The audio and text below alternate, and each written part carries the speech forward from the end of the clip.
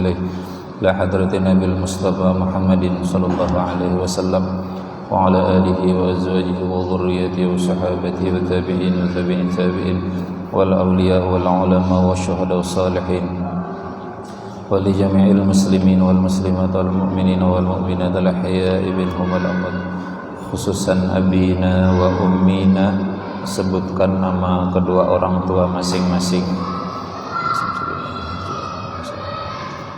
Ustadzina Haji Syarif Rahmat wal musannif kitab tafsir surah Yasin. Kemudian niatkan, hajatkan yang punya hajat masing-masing di dalam hati.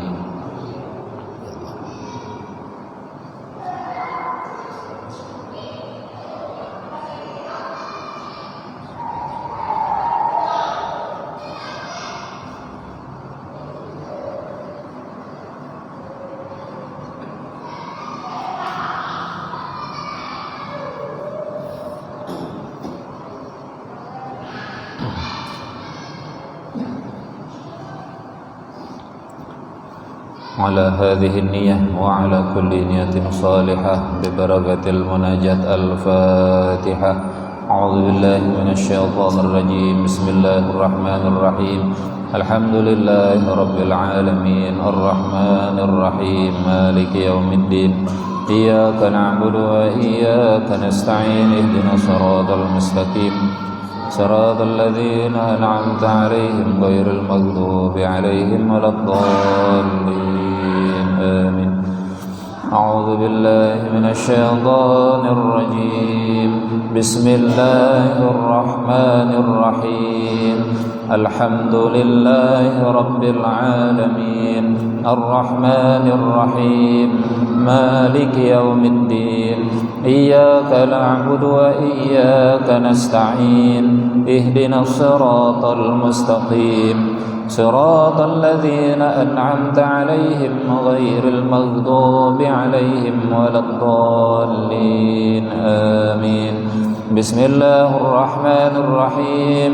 ألف لام ميم ذلك الكتاب لا ريب فيه هدى للمتقين الذين يؤمنون بالغيب ويقيمون الصلاة ومما رزقناهم ينفقون والذين يؤمنون بما أنزل إليك وما أنزل من قبلك وبالآخرة هم يوقنون أولئك على هدى من ربهم وأولئك هم المفلحون.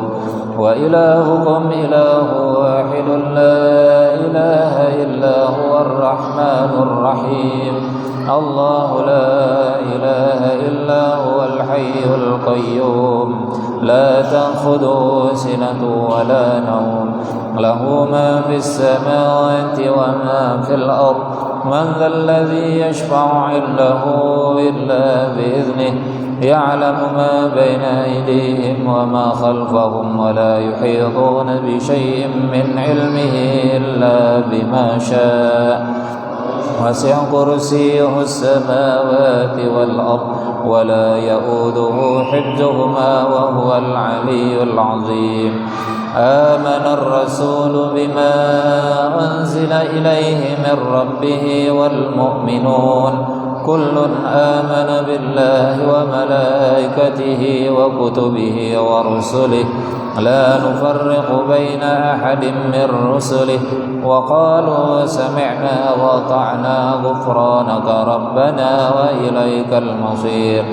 لا يكلف الله نفسا إلا وسعها لها ما كسبت وعليها ما اكتسبت ربنا لا تؤاخذنا إن نسينا أو أخطأنا ربنا ولا تحمل علينا إصرا كما حملته على الذين من قبلنا ربنا ولا تحملنا ما لا طاقة لنا به واعف عنا واغفر لنا وارحمنا أنت مولانا فانصرنا على القوم الكافرين. إن ربكم الله الذي خلق السماوات والأرض في 6 أيام ثم استوى على العرش يغشي الليل النهار يطلبه حثيثا والشمس والقمر والنجوم مسخرات بأمره ألا له الخلق والأمر تبارك الله رب العالمين ادعوا ربكم تضرعا وخفية إنه لا يحب المعتدين ولا تفسدوا في الأرض بعد إصلاحها ودعوه خوفا وطمعا إن رحمة الله قريب من المحسنين الحمد لله الذي أنزل على عبده الكتاب ولم يجعل له عوجا قيما لينذر بأسا شديدا من لدنه ويبشر المؤمنين الذين يعملون الصالحات أن لهم أجرا حسنا ماكثين فيه أبدا وينذر الذين قالوا اتخذ الله ولدا ما لهم به من علم ولا لآبائهم كبرت كلمة تخرج من أفواههم إن يقولون إلا كذبا فلعلك باخع نفسك على آثارهم إن لم يؤمنوا بهذا الحديث أسفا إلا جعلنا ما على الأرض زينة لها لنبلوهم أيهم أحسن عملا وإنا لجاعلون ما عليها سعيدا جرزا أم حسبت أن أصحاب الكهف والرقيم كانوا من آياتنا عجبا إذ أوى الفتية إلى الكهف فقالوا ربنا آتنا من لدنك رحمة وهيئ لنا من أمرنا رشدا أفحسب الذين كفروا أن يتخذوا عبادي من دوني أولياء إنا أعتدنا جهنم للكافرين نزلا قل هل ننبئكم بالأخسرين أعمالا الذين ضل سعيهم في الحياة الدنيا وهم يحسبون أنهم يحسنون صنعا أولئك الذين كفروا بآيات ربهم ولقائه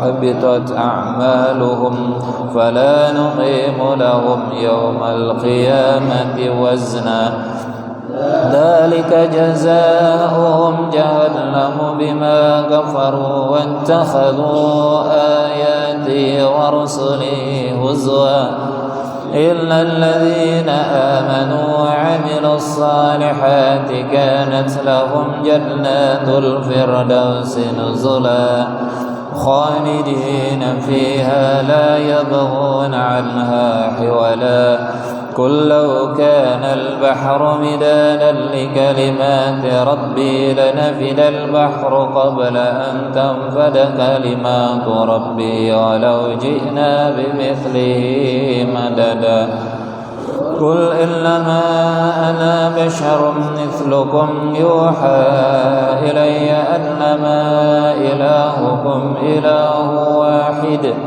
فمن كان يرجو لقاء ربه فليعمل عملا صالحا ولا يشرك بعبادة ربه أحدا أفحسبتم أنما خلقناكم عبثا وأنكم إلينا لا ترجعون فتعالى الله الملك الحق لا إله إلا هو رب العرش الكريم ومن يدع مع الله إلها آخر لا برهان له به فإنما حسابه عند ربه إنه لا يفلح الكافرون وقل رب اغفر وارحم وأنت خير الراحمين هو الله الذي لا إله إلا هو عالم الغيب والشهادة هو الرحمن الرحيم هو الله الذي لا إله إلا هو الملك القدوس السلام المؤمن المهيمن العزيز الجبار المتكبر سبحان الله عما يشركون هو الله الخالق البارئ المصور له الأسماء الحسنى يسبح له ما في السماوات والأرض وهو العزيز الحكيم بسم الله الرحمن الرحيم إذا زلزلت الأرض زلزالها وأخرجت الأرض أثقالها وقال الإنسان ما لها يومئذ تحدث أخبارها بأن ربك أوحى لها يومئذ يصدر الناس أشتاتا ليروا أعمالهم فمن يعمل مثقال ذرة خيرا يره ومن يعمل مثقال ذرة شرا يره بسم الله الرحمن الرحيم قل يا أيها الكافرون لا أعبد ما تعبدون ولا أنتم عابدون ما أعبد ولا أنا عابد ما عبدتم ولا أنتم عابدون ما أعبد لكم دينكم ولي دين بسم الله الرحمن الرحيم إذا جاء نصر الله والفتح ورأيت الناس يدخلون في دين الله أفواجا فسبح بحمد ربك واستغفره إنه كان توابا بسم الله الرحمن الرحيم قل هو الله أحد الله الصمد لم يلد ولم يولد ولم يكن له كفوا أحد بسم الله الرحمن الرحيم قل أعوذ برب الفلق من شر ما خلق ومن شر غاسق إذا وقب ومن شر النفاثات في العقد ومن شر حاسد إذا حسد بسم الله الرحمن الرحيم قل أعوذ برب الناس ملك الناس إله الناس من شر الوسواس الخناس الذي يوسوس في صدور الناس من الجنة والناس صدق الله العظيم بسم الله الرحمن الرحيم الحمد لله رب العالمين اللهم صل على سيدنا محمد وعلى ال سيدنا محمد كما صليت على سيدنا إبراهيم وعلى ال سيدنا إبراهيم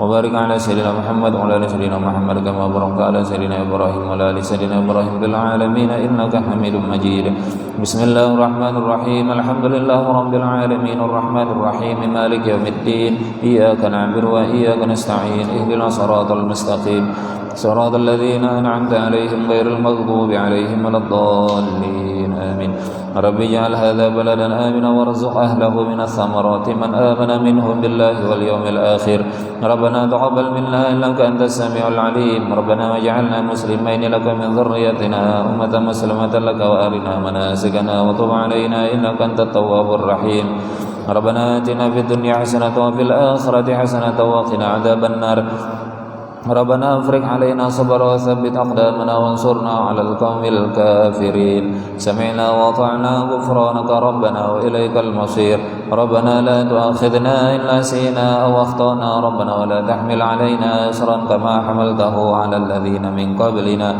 ربنا ولا تحملنا ما لا طاقة لنا به واعف عنا واغفر لنا وارحمنا أنت مولانا فانصرنا على القوم الكافرين ربنا لا تزغ قلوبنا بعد إذ هديتنا وهب لنا من لدنك رحمة إنك أنت الوهاب ربنا إنك جامع الناس ليوم لا ريب فيه إن الله لا يخلف الميعاد ربنا إننا آمنا فاغفر لنا ذنوبنا وقنا عذاب النار اللهم مالك الملك تؤتي الملك من تشاء وتنزع الملك ممن تشاء وتعز من تشاء وتذل من تشاء بيدك الخير إنك على كل شيء قدير تولج الليل في النهار وتولج النهار في الليل وتخرج الحي من الميت وتخرج الميت من الحي وترزق من تشاء بغير حساب رب هب لي من لدنك ذرية طيبة إنك سميع الدعاء ربنا آمنا بما أنزلت واتبعنا الرسول فاكتبنا مع الشاهدين ربنا اغفر لنا ذنوبنا وإسرافنا في أمرنا وثبت أقدامنا وانصرنا على القوم الكافرين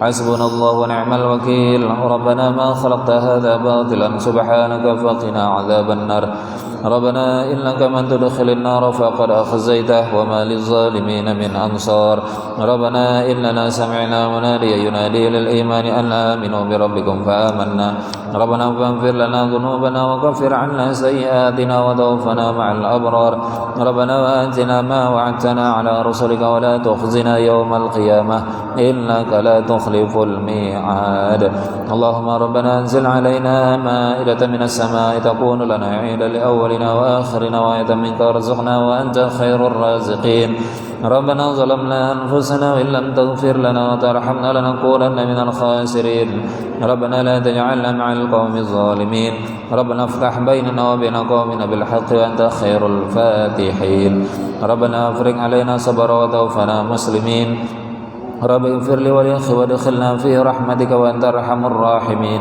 رب لو شئت أهلكتهم من قبل وإياي تهلكنا بما فعل السفهاء منا إن هي إلا فتنتك تضل بها من تشاء وتهدي من تشاء أنت ولينا فاغفر لنا وارحمنا وأنت خير الغافرين واكتب لنا في هذه الدنيا حسنة وفي الآخرة إنا هدنا إليك لئن آتيتنا صالحا لنكونن من الشاكرين لئن أنجيتنا من هذه لنكونن من الشاكرين ربنا لا تجعلنا فتنة للقوم الظالمين ونجنا برحمتك من القوم الكافرين ربنا إنك آتيت فرعون وملأه زينة وأموالا في الحياة الدنيا ربنا ليضلوا عن سبيلك وربنا اطمس على أموالهم واشدد على قلوبهم فلا يؤمنوا حتى يروا العذاب الأليم رب إني أعوذ بك أن أسألك ما ليس لي به علم وإلا تغفر لي وترحمني أكن من الخاسرين رب السجن أحب إلي مما يدعونني إليه وإلا تصرف عني كيدهن أصب إليهن وأكن من الجاهلين فاطر السماوات والأرض أنت ولي في الدنيا والآخرة توفني مسلما والحقني بالصالحين رب اجعل هذا البلد آمنا وجنوبني وبني أن نعبد الأصنام رب إنهن ضللن كثيرا من الناس فمن تبعني فإنه مني ومن عصاني فإنك غفور رحيم رب اجعلني مقيم الصلاة ومن ذريتي ربنا وتقبل دعاء ربنا اغفر لي ولوالدي وللمؤمنين يوم يقوم الحساب رب ارحمهما كما ربياني صغيرا رب أدخلني مدخل صدق واخرجني مخرج صدق واجعل لي من لدنك سلطانا ناصيرا ربنا آتنا من لدنك رحمة وهيئ لنا من أمرنا رشدا رب اشرح لي صدري ويسر لي أمري واحلل عقدة من لساني يفقه قولي ربنا إننا نخاف أن يفرط علينا أو أن يطغى رب زدني علما أني مسني الضر أنت أرحم الراحمين لا إله إلا أنت سبحانك إني كنت من الظالمين رب لا تذرني فردا وأنت خير الوارثين رب احكم بالحق وربنا الرحمن المستعان على ما تصفون رب انصرني بما كذبون رب أنزلني منزلا مباركا وأنت خير المنزلين رب إما تريني ما يوعدون رب فلا تجعلني في القوم الظالمين رب أعوذ بك من همزات الشياطين وأعوذ بك رب أن يحضرون ربنا آمنا فاغفر لنا وارحمنا وأنت خير الراحمين رب اغفر وارحم وأنت خير الراحمين ربنا اصرف عنا عذاب جهنم إن عذابها كان غراما إنها ساءت مستقرا ومقاما ربنا هب لنا من أزواجنا وذرياتنا قرة أعين واجعلنا للمتقين إماما رب هب لي حكما والحقني بالصالحين واجعل لي لسان صدق في الآخرين واجعلني من ورثة جنة النعيم ولا تخزني يوم يبعثون يوم لا ينفع مال ولا بنون إلا من أتى الله بقلب سليم رب إن قومي كذبون فافتح بيني وبينهم فتحا ونجني ومن معي من المؤمنين رب نجني وأهلي مما يعملون رب أوزعني أن أشكر نعمتك التي أنعمت علي وعلى والدي وأن أعمل صالحا ترضاه وادخلني برحمتك في عبادك الصالحين Rabbi inni zalamtu nafsi faghfir li Rabbi bima an'amta alayya falan akuna zahiran lil mujrimin Rabbi najini minal qawmiz zalimin Rabbi inni lima anzalta ilayya min khairin faqir Rabbi ansurni 'alal qawmil mufsidin Rabbi hab li minas salihin Rabbi ighfir li wa hab li mulkan la yanbaghi li ahadin min ba'di innaka antal wahhab أني مسنا الشيطان بنصب وعذاب ربنا وسعت كل شيء رحمة وعلما فاغفر للذين تابوا واتبعوا سبيلك وقهم عذاب الجحيم ربنا وادخلهم جنات عدن التي وعدتهم ومن صلح من آبائهم وأزواجهم وذريتهم إنك أنت العزيز الحكيم وقهم السيئات ومن تقي السيئات يومئذ فقد رحمته وذلك هو الفوز العظيم ربي أوزعني أن أشكر نعمتك التي أنعمت علي وعلى والدي وأن أعمل صالحا ترضاه وأصلح لي في ذريتي إني تبت إليك وإني من المسلمين أني مغلوب فانتصر ربنا اغفر لنا ولإخواننا الذين سبقونا بالإيمان ولا تجعل في قلوبنا غلا للذين آمنوا ربنا إنك رؤوف رحيم ربنا عليك توكلنا وإليك أنبنا وإليك المصير ربنا لا تجعلنا فتنة للذين كفروا واغفر لنا ربنا إنك أنت العزيز الحكيم ربنا اتمم لنا نورنا واغفر لنا إنك على كل شيء قدير رب ابن لي عندك بيتا في الجنة ونجني من فرعون وعمله ونجني من القوم الظالمين رب لا تذر على الأرض من الكافرين ديارا إنك إن تذرهم يضلوا عبادك ولا يلدوا إلا فاجرا كفارا رب اغفر لي ولوالدي ولمن دخل بيتي مؤمنا وللمؤمنين والمؤمنات ولا تزد الظالمين إلا تبارا أعوذ برب الفلق من شر ما خلق ومن شر غاسق إذا وقب ومن شر النفاثات بالعقد ومن شر حاسد إذا حسد أعوذ برب الناس ملك الناس إله الناس من شر الوسواس الخناس الذي يوسوس في صدور الناس من الجنة والناس اللهم صل على سيدنا محمد وأشغل الظالمين بالظالمين واخرجنا من بينهم سالمين وعلى آله وصحبه أجمعين سبحان ربك رب العزة عما يصفون سلام على المرسلين والحمد لله رب العالمين بسم الله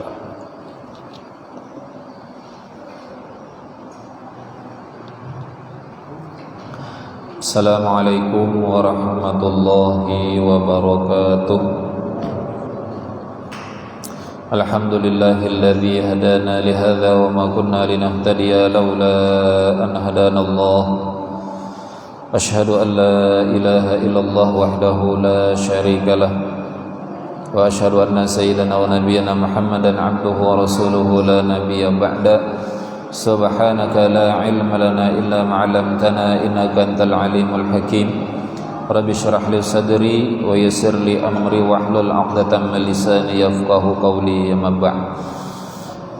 Para jamaah yang dimuliakan Allah, alhamdulillah kita bersyukur kepada Allah Subhanahu wa taala yang senantiasa memberikan nikmat kepada kita semua sehingga kita bisa hadir ke dalam masjid ini menjalankan perintahnya dan menuntut ilmu agamanya. Mudah-mudahan dicatat sebagai pahala dan dijadikan oleh Allah sebagai bekal kita supaya selamat di dalam dunia, terlebih selamat di akhirat nanti. Amin ya rabbal alamin. Salawat dan salam tidak lupa kita sampaikan ke junjungan Nabi kita, Nabi besar Muhammad sallallahu alaihi wasallam, pada para keluarganya, para sahabatnya, para pengikutnya, dan kita semua hingga akhir zaman.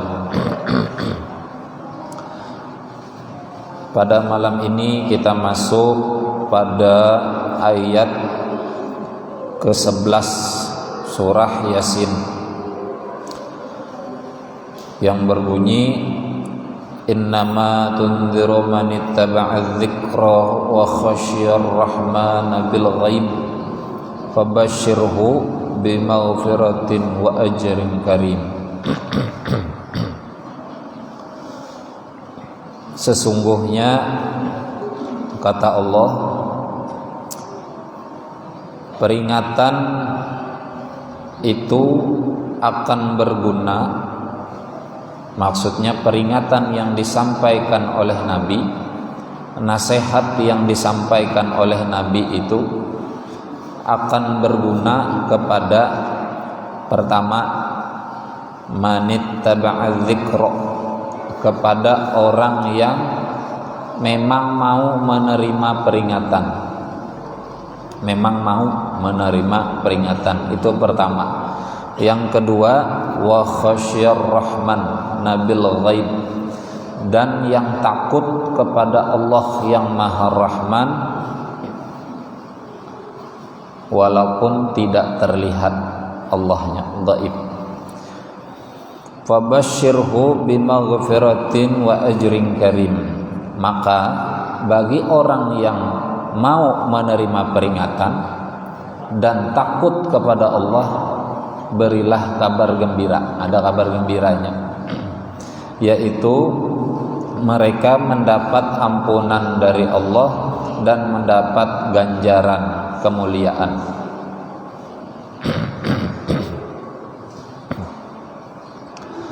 Kemudian tafsirnya, ada yang menyebutkan orang yang bisa diberi peringatan itu atau yang bisa diberi nasihat itu, manittaba'a dzikra, itu bukan yang mau diberi peringatan tapi yang mengikuti adzikra. Adzikra itu Al-Quran. Itu satu tafsirnya. Jadi orang yang bisa dinasehati, orang yang bisa dipadahi, bahasa kita sini, yang bisa diberikan peringatan supaya kembali ke jalan yang benar, itu memang orang yang mau mengikuti Al-Quran, Al-Dzikra. Jadi Al-Quran itu disebut juga oleh Allah Al-Dzikra, zikir. Sama kayak kita membaca kitab munajat ini isinya Al-Quran semua, mulai dari Al-Fatihah sampai An-Nas. Zikir, wirid, zikir dan doa yang ada di dalam Al-Quran. Jadi kita ini sudah termasuk golongan yang pertama tadi, yang mau mengikuti Al-Quran, yang mau membaca Al-Quran, yang mau mengamalkan Al-Quran, baik itu wirid-wiridnya, doa-doanya, maupun segala aktivitas kehidupan sehari-hari berdasarkan Al-Quran. Makanya Allah sebut Al-Quran itu al-dzikra, zikir. Jadi kita bila membaca Al-Quran itu berarti berzikir. Jadi jangan dikira zikir itu cuma tahlil, tasbih, tahmid, takbir. Di dalam Al-Quran lengkap semua. Bahkan kita yang membaca wirid zikir doa Al-Quran ini luar biasa manfaatnya. Pertama, Nabi bersabda, Al-Quran itu alif lam mim itu bukan satu tapi 3. Alif lam mim. Setiap satu hurufnya bernilai 10 ganjaran pahala. Hanya membaca alif lam mim saja sudah dapat 30 pahala. Nah, kita berwirid, berzikir, berdoa menggunakan Al-Quran, zikirnya sudah ada pahalanya, bacaan zikirnya dari Al-Quran tambah lagi pahalanya. Mulai tadi Bismillahirrahmanirrahim, berapa hurufnya Bismillah tuh? Kali satu hurufnya 10 kebaikan, 10 pahala. Mulai Al-Fatihah sampai habis kita tadi, banyak benar insya Allah pahala yang diberikan oleh Allah.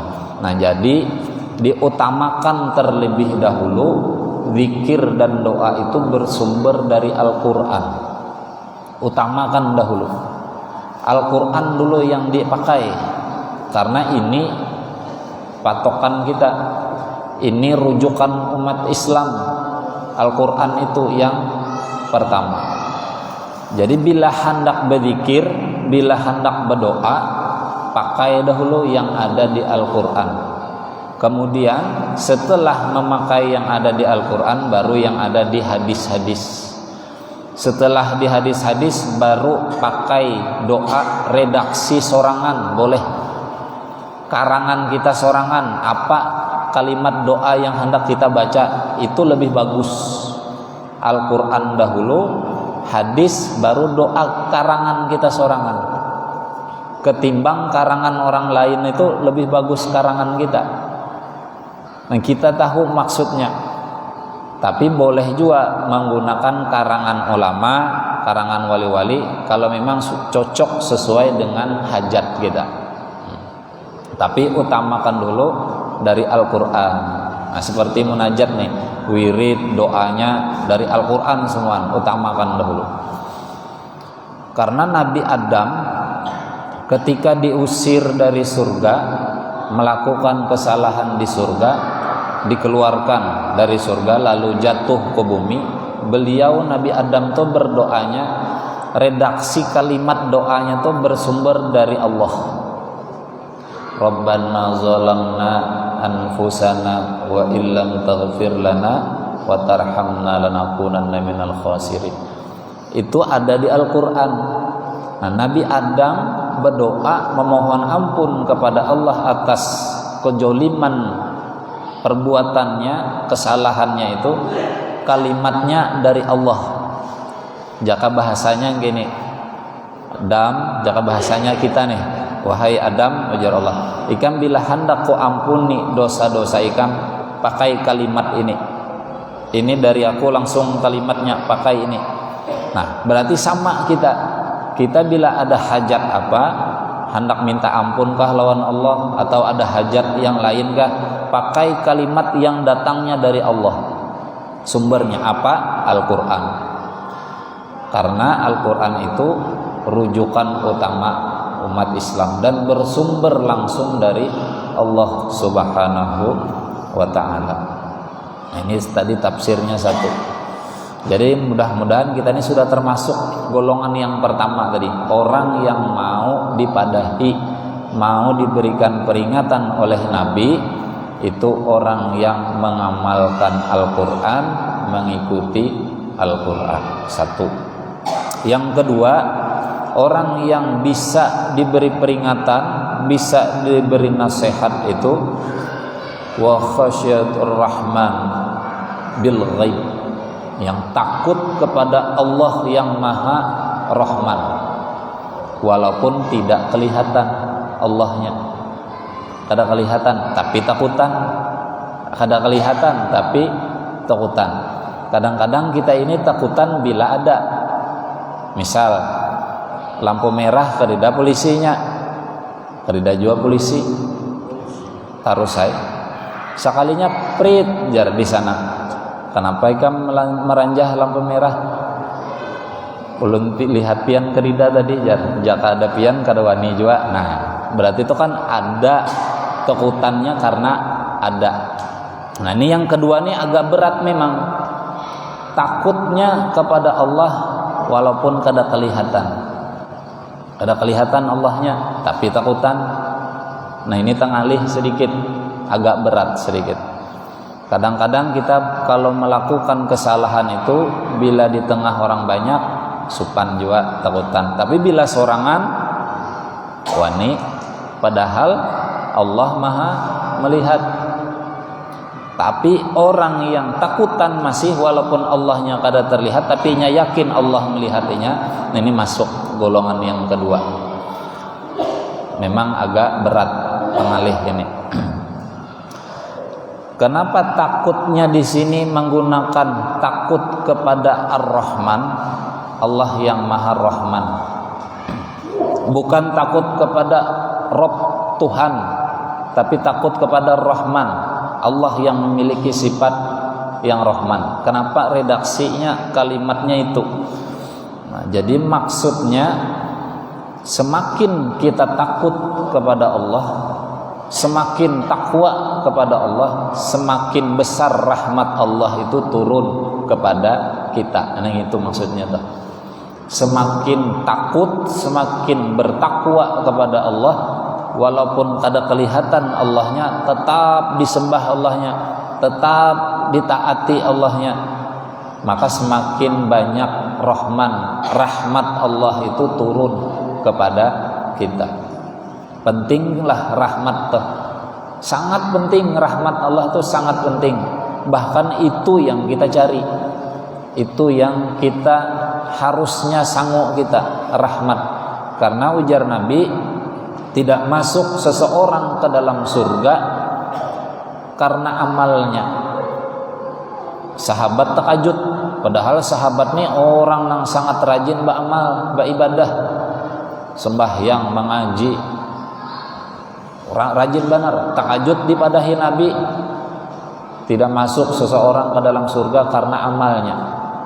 Lalu sahabat ini bertakon, wala anta, pian pang kadalah. Ujar Nabi, wala ana, aku pun kada, bukan karena amalku aku masuk ke surga. Lalu karena apa? Illa bitaghammadani Allahu birahmati, yaitu kecuali dengan rahmat Allah. Ujar Nabi, kita ini semuaan masuk surga karena rahmat Allah, bukan karena amal. Tapi jangan salah paham, oh berarti kada usaham kita beramal, kada usaham sembahyang, kada usaham puasa, kenapa puasa masuk surga karena rahmat juga.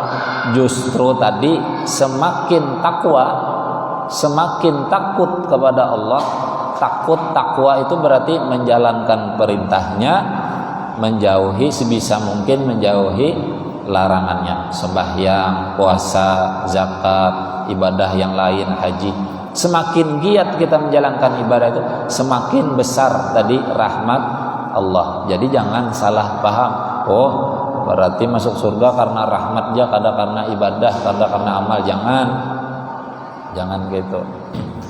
Justru tadi wa khasyir rahman, tadi semakin takut, semakin takwa, rahmat Allah itu semakin besar turun kepada kita semua. Ini pahamannya, tafsirnya.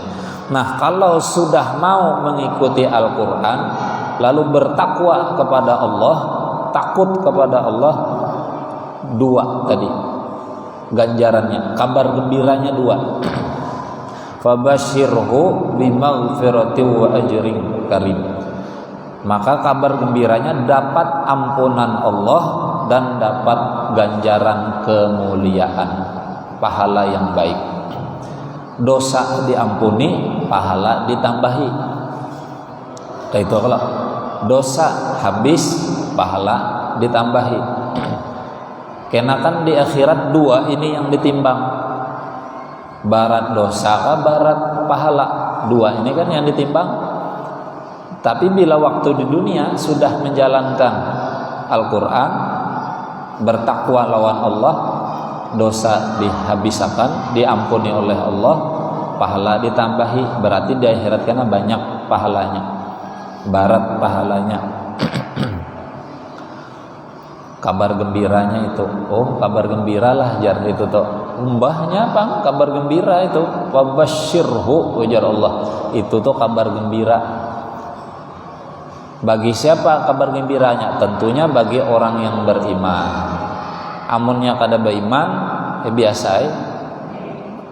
Coba pian rasa gembira tuh kayak apa? Bila orang gembira tuh, orang senang.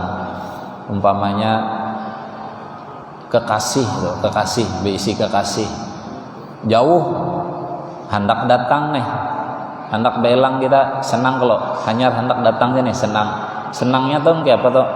Oh senang benar lah, bersiap-siap macam-macam makanan, macam-macam rasa senang atau ada kabar bahwa kekasih ini hendak datang, kan gitu. Atau kita nih cagaran mendatanginya, senang loh, kabar nih sudah. Maka itu juga Allah yang mengabarkan kabar gembira bilanya mengikuti Al-Quran, bertakwa lawan Allah, kabar gembiranya kena waktu di dunia ini pun diampuni oleh Allah dosanya, pahalanya ditambahi. di akhirat kena otomatis barat timbangan pahalanya. Ini kabar gembira.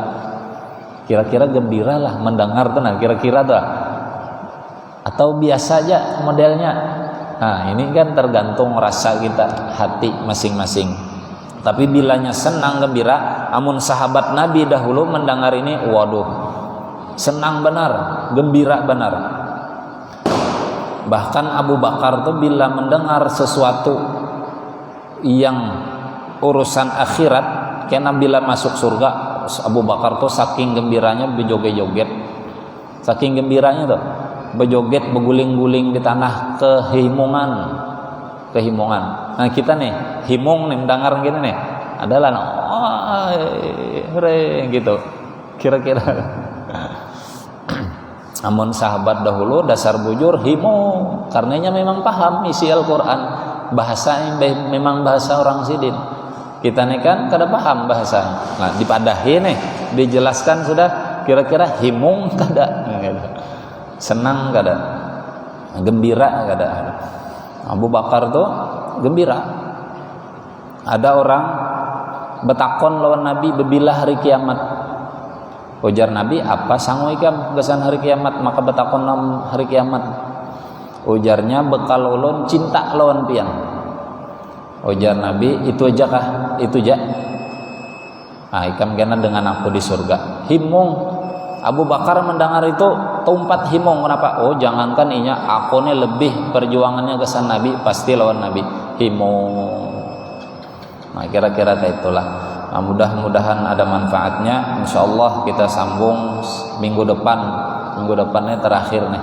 Habis itu puasaan kita. Mudah-mudahan sehat, panjang umur, bisa bertemu dengan bulan suci Ramadan dan istiqomah beribadah kepada Allah, istiqomah menuntut ilmu agama Allah. Mudah-mudahan berkah ibadah kita, berkah ilmu kita, Allah wafatkan kita semua dalam keadaan husnul khatimah, dan Allah masukkan kita semua ke dalam surganya bighairi hisab. Amin ya rabbal alamin. Ulun akhiri, hasbunallahu ni'mal wakil, wallahul muwaffiq ila aqwamit thoriq. Assalamualaikum warahmatullahi wabarakatuh.